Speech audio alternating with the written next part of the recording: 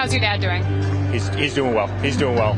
Scary as hell. That should not happen. You know, we all saw his life literally flash before our eyes, and it was far too close. It should never have happened. But he's a remarkable fighter. He's got tremendous spirit, and we're going to win this. Make no mistake. And just one thing for you: we love Australia. Oh, nice. We love Australia. It's a beautiful place, and I'll come back. I can't wait. Are we going to see your dad tonight? Possibly. I'll leave the suspense holding. All right.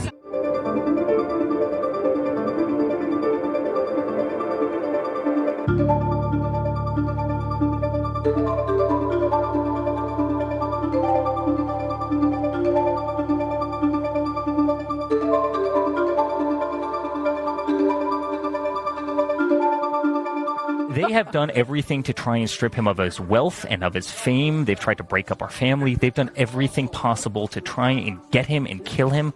And they literally tried to kill him this week. And despite that, he's undeterred.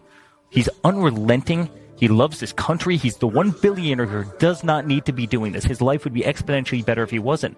But he wants to make America great again. And I'm so proud of him.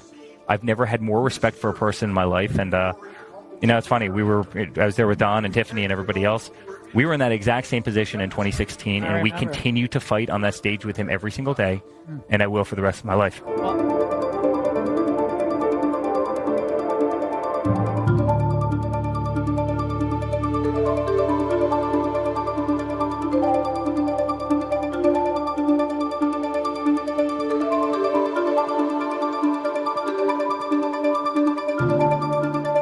Madam Secretary, and everybody in this great city.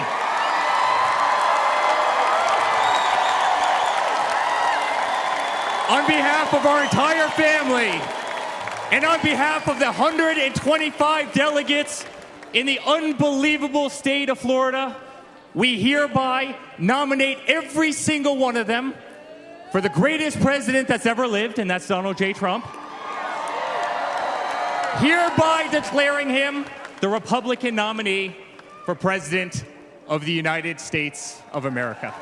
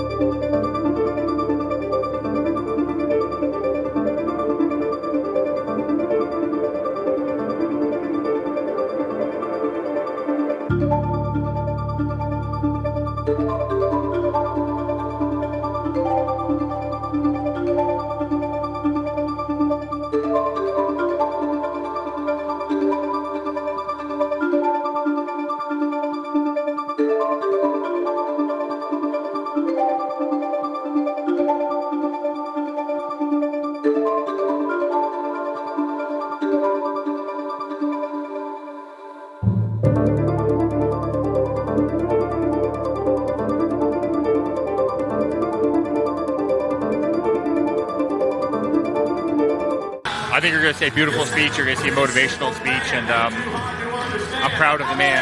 He did not need this life. He could be living a billionaire's life in Palm Beach, Florida, and every day he wants to go out and fight for the American people, and it's remarkable. I can tell you, if you had 1,000 peers of his, none of them would do what he did. They wouldn't have that fight. They wouldn't have that energy. They wouldn't want to do it. I love the man to death. He's a remarkable human being, and I'm incredibly proud to be his son.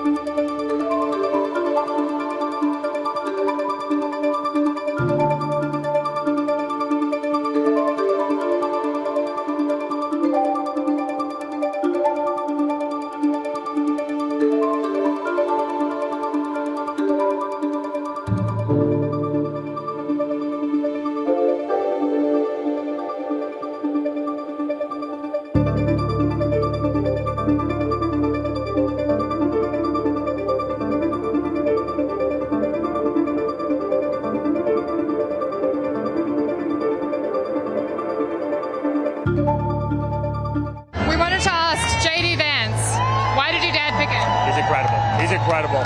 First of all, the chemistry is really amazing, and that's everything in life, right? I mean, a lot of effective leaders out there, but you need to be able to work with them, and the chemistry those two have is great. you know, JD's young, a lot of energy. He's been successful in business, successful in the military, successful in government, incredibly well respected. Got a lot of the same ideas as my father, and they're going to be a dynamic team together. What do you say to people who say, oh, he's a never-Trumper?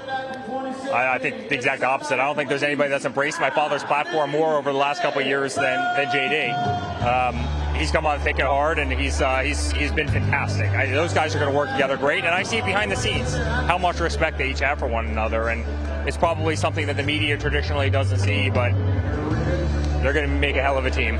Australia.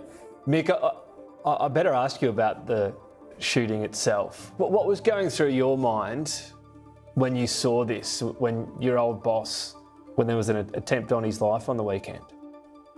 Yeah, Tom, it's not an entirely fair question because I was in a rural part of my country where I didn't have cell phone service, so I didn't find out about it until after it had happened. Right. And by that time, I knew that he was okay, so I wasn't watching it in real time as many people were. But, you know, looking back now, you have to wonder, oh, my goodness gracious, how close did he come to quite literally having his head blown off? It's a stunning development here. It's not something we deal with a lot. Ronald Reagan dealt with this in 1981. Clearly, John Kennedy did in 1963. But this is not normal for us. And I'm very pleased with the way that Donald Trump has come back and responded. He's been very gracious, been very positive. Again, as we talked before, talked to the campaign and to the party about dialing down the rhetoric and the attacks on the Democrats. It has shown real leadership. There's no question. But to Annelise's thing, it was fascinating because I've not seen that interview until just you showed it to me now.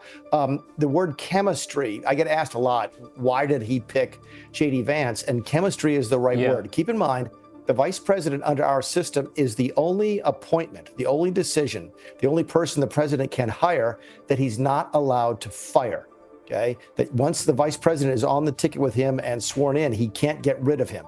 And so the chemistry thing is real. Donald Trump apparently wanted somebody he knew he could work with well for 4 years and was willing to overlook things that were said 6 or 8 years ago. So it's a very good interview that Annelise just had and very insightful from Eric Trump. I think that's the right answer to the question. It's the chemistry more so than anything else.